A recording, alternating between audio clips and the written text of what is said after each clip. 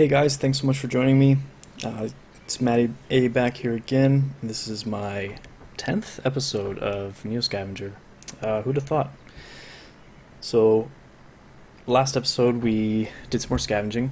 We decided to loop around and try and get some more loot for our trip to the Detroit megacity. Because once we get into this area, there's nothing really of value left, and we wanted to have a little bit more going back in, hopefully to just have more stuff to sell. So we're gonna head our way over there, finish off, and hopefully get through some pretty interesting content in terms of storyline progression, as well as just general messing around. I'm not gonna spoil too much, but once we get over there, it's not bad. This is crumbling. Yeah, I'm fine with that. Okay. And destroyed office building. Again, more safety concerns. Cornicola. Well, we want this. So let's get that here. Good. Okay. Nothing else really of value. Okay. Moving on. Actually, let's fill up on our water here. That's a smart idea. That's a smart idea. Okay. And then we'll go down to the forest in the next little bit here. Do some scavenging. Nice. Poison edible. Edible. Okay. Let's use this up. Well, we only need one. Got enough crafting moves to make the fire, and then we'll have to make we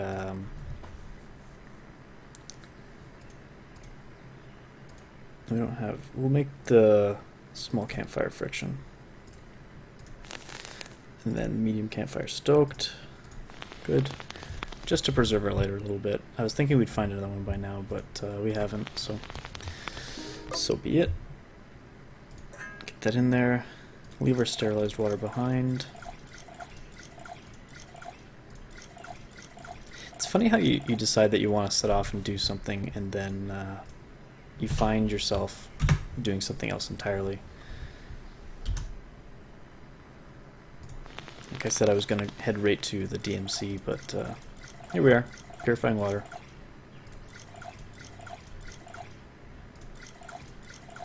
Okay, that's good. We need a receptacle. We've got two. Let's use the crappier one. Clear that all down. Great. Okay. Let's go to this screen here.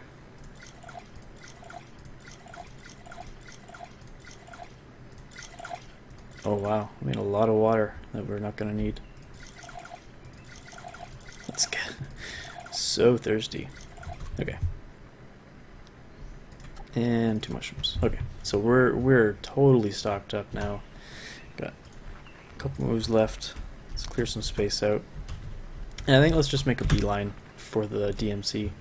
Ignore that guy. Let's hopefully get down to maybe this one, and we can set up camp. I might be able to go further than that. Player is starting to sweat. Is it just because I'm not even that burdened? I hope I don't have something. If I have some sort of disease, I'm gonna be sad. I don't know. We'll figure it out. There is nothing there. We're too close to the city right now. Okay. Unable to see well. Come on. Nothing.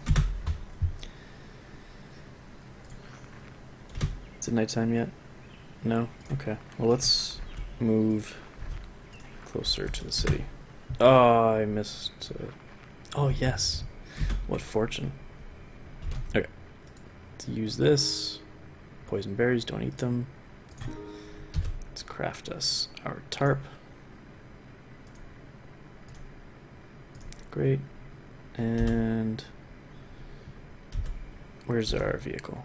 There. Let's empty this guy out. Put those back in.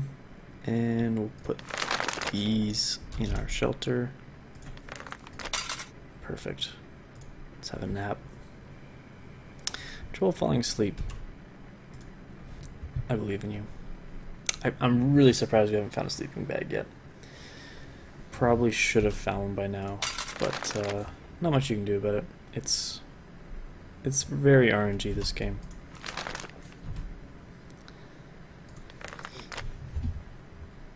And we're out of moves, so we can't uncraft, decraft. Word. Okay,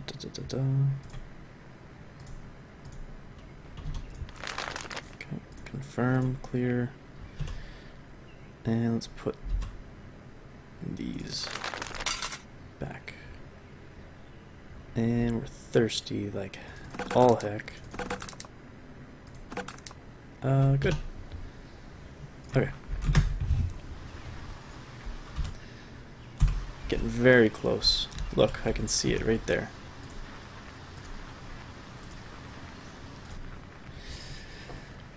You hear them before you see them. People. Lots of them. Pushing branches aside, you're presented with the city you saw from afar. A hybrid shantytown, refugee camp, and RV park skirts the massive walls to the city. Everywhere you look, people navigate the winding, muddy rocks, carrying supplies, patching holes in shelters, or arguing over property. Smoke from 1,000 camp stoves and barrel fires trail upward, and the scent of cooked food elicits a gurgling from your stomach. Nary an eye pays any attention to you, just one of a dozen ragtag corpses shuffling in from the wasteland. Beggars, customers, hopefuls, prey. Welcome to DMC's Sprawl. Okay, cool. So now we're here. So Tent City Bazaar. So some of these things are actually places that do stuff. So we're going to try and uncover all this before we venture any further. It needs to become daytime. Perfect. As you step around a muddy tarp shanty on the edge of the sprawl, you stumble across a fifth wheel with smoke streaming from a stovepipe. People are lined up outside, taking turns ordering at a window. You're standing outside the Last Chance Canteen. Originally named for its location on the outskirts of the sprawl, locals often joke that the Last Chance Canteen is, in fact, a warning to prospective patrons, known for serving whatever is available, as well as a few suspect staple dishes. The Last Chance is a venue for those hungry and not too fussy about their food's origins. Still, the old fifth wheel draws lines enough to keep its girls hot, so nobody must have died from their food. Yet. Gonna throw it right out there, this is absolutely the best food that you can get. So yeah, just get the non-veg stew. Despite your injuries, you fail to learn anything more about the non-committal stew. The flavor is just as perplexing as the name. Better than dirty stocks boiled in MSG, but only just. Okay, so we're going to leave. On second thought, maybe use your last chance after all. So if you hit your Q button, your item screen, there's two things here on the ground. One is a consume. You can use this to enter into the Last Canteen Tavern. You can just, well, that's how you get there from now on. And then this thing is the unlicensed power tap, used to add more charges. So you can see inside there are 4 sets of 20 charges, so if I use it, it adds 2 sets more. Okay, so now I'm going to empty this out, and there are a bunch of charges. Okay, so I'm going to try and do this real quick. Empty out. Perfect. So, why is that important? Well, as you will see,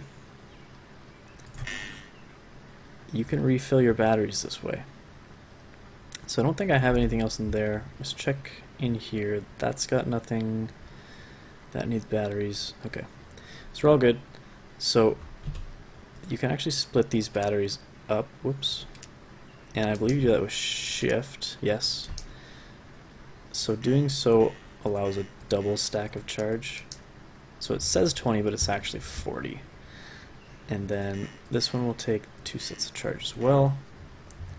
And then on my person I had a laptop battery. So you can do that one at a time. I believe you can also just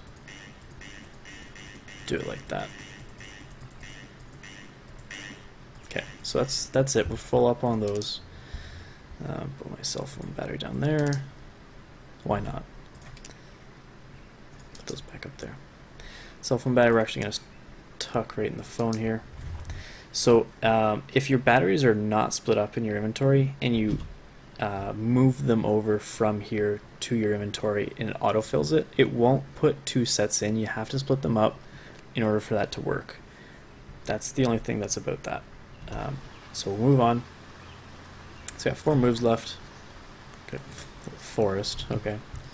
I'm gonna move back down here to the Tent City Bazaar. Down in this area where it shows your hex that you're on. Until you visit it, you won't know what it is, but that's how you can tell also that it's a place. So I'm gonna pop up on here. The junk market. As you navigate the winding alleys of DMC Sprawl, you encounter a huge structure fashioned of shipping containers.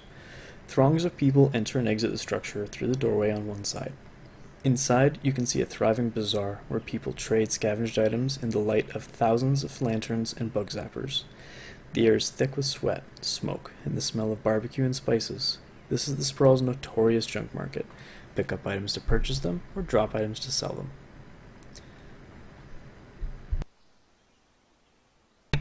Sorry about that, I had to cough. So you can just start shopping, or you can ask about store policies. I'm going to let you read that if you want. You can pause it and go ahead and read that. Basically all it's saying that if you don't have identified pills, they're not going to identify them for you because they don't know how. So at this point, you'd have to hit the Q button to open up the menu screen, and this is going to let you see what the vendor has available. So he's got a closed laptop and an open laptop. They're both off, and neither of them have anything inside.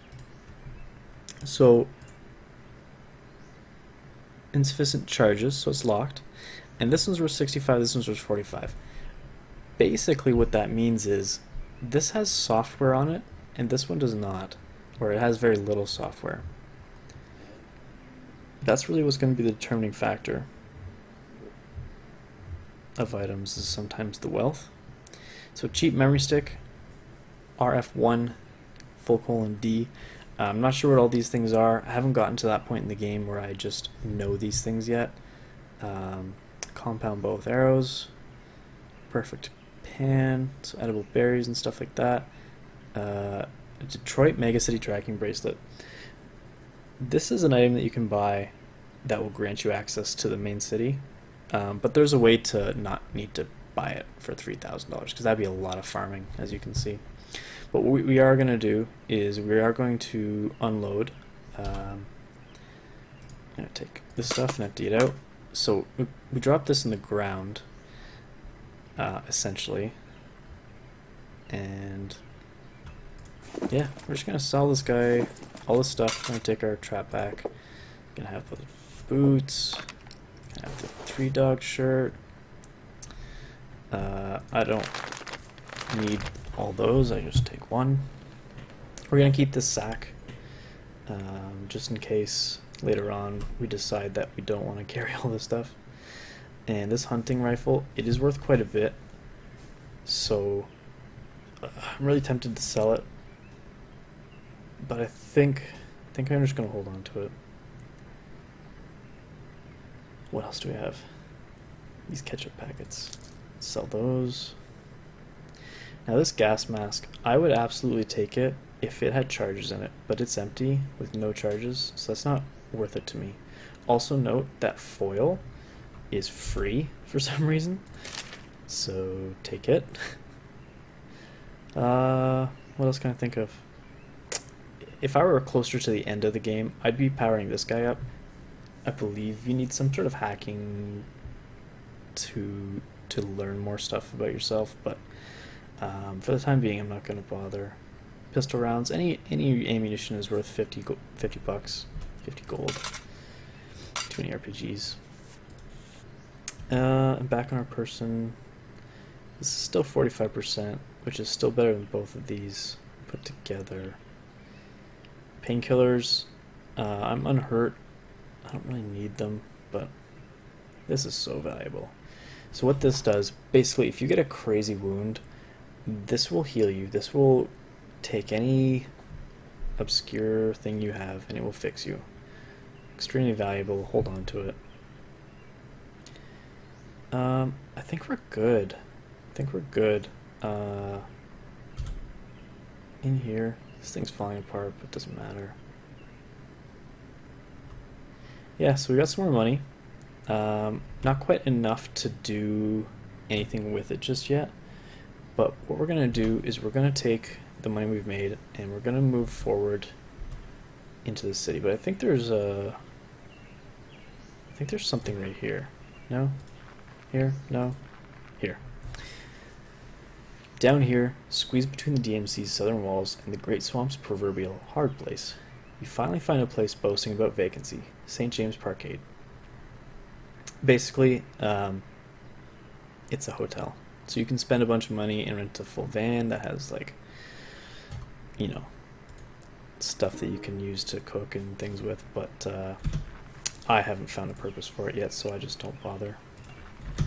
I am going to try and get into the main city area, though, so we'll do that. Navigating the twisty maze of shacks and tarp shelters, Detroit's massive walls stand as a constant backdrop to the east. Easily half a dozen stories high, and probably almost as thick, the city walls are an impressive sight to behold. Armed towers bristling with surveillance arrays stand at regular intervals, keeping watch over the sprawl, and likely the city within. Before you, giant vid screens on the 3 gatehouses flash instructions about pass requirements and threat levels. As flocks of people stream into and out of the gates, you take your place in line on the right with the others entering the city. When you reach the front of the line, a sinking feeling overcomes you. Heavily armed guards in full combat armor are checking attendees with some sort of scanning device. You're pretty sure that whatever these folks have to get in, you're missing it. When it's your turn, the guard stops you and turns the monitor installed in the wall.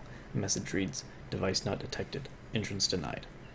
With the efficiency and compassion of an assembly line worker, he directs you away from the line, back outside. Unfortunately, getting entrance to the city might be trickier than just showing up. Back outside, you cross the muddy square and stop to survey the area. Where do you go now?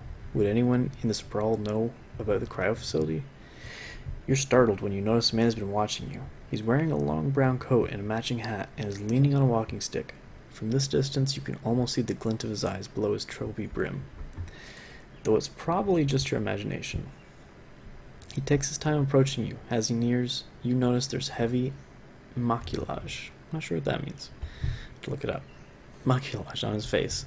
It reminds you that one of those old portraits you'd seen in a history textbook. "Folks call me Hatter," he says matter-of-factly. "I think we may be able to help each other. Come with me." Hatter's office in the husk of one of those flophouse hotels you'd see crammed between high-rises in a busy city. It even has the old marquee hanging precariously from the cornerstones. Several floors up, armed guards watch over the streets from the missing sections of the building. Hatter acknowledges the men at the door and leads you through a surprisingly clean lobby into an old-fashioned elevator. "I have a client," he starts, pausing for the cage to rattle shut, "who collects heirlooms." He speaks louder over the monitor. He compensates well. Well enough, in fact, that I'd be willing to part with a DMC visitor pass in exchange. The elevator clunks to a halt, and the door rattles open, revealing a dark room lit by video screens and old lamps. Stepping off the elevator, it feels like you've walked into a control center built into an antique store.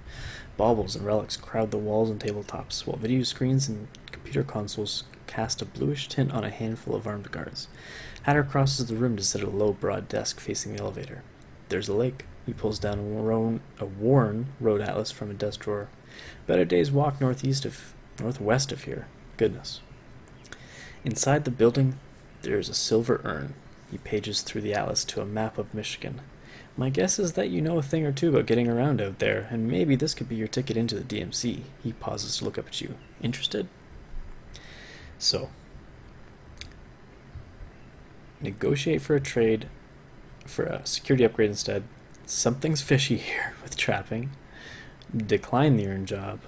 Accept the earned job. If you have one of these ulterior options, obviously it's better than just conceptual text.